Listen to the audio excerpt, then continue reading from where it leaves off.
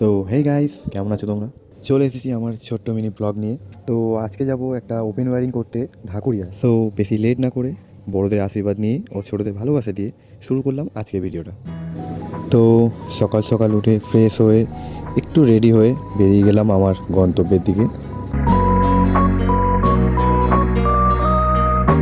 So basically আমি plumber, তাই কিছু প্লাম্বিং টুলস, পাম্পার ও দড়িটা নিয়ে নিলাম। তাই হাতে সময় নিয়ে বেরিয়ে পড়লাম ঢাকুরিয়ার উদ্দেশ্যে।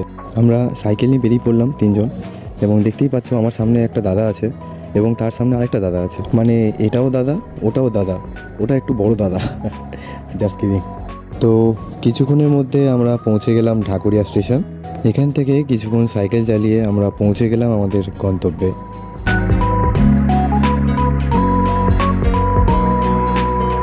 তো আমি আমার সমবয়সী বন্ধুদের কিছু বলতে চাই।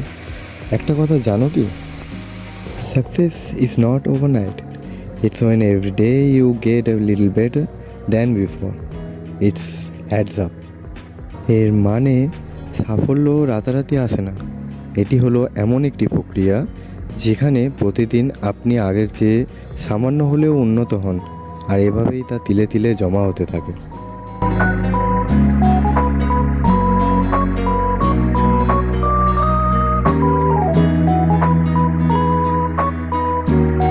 তাই নিজের স্বপ্নের পেছনে স্ট্রাগল করতে থাকো, সাকসেস ঠিকই পাবে।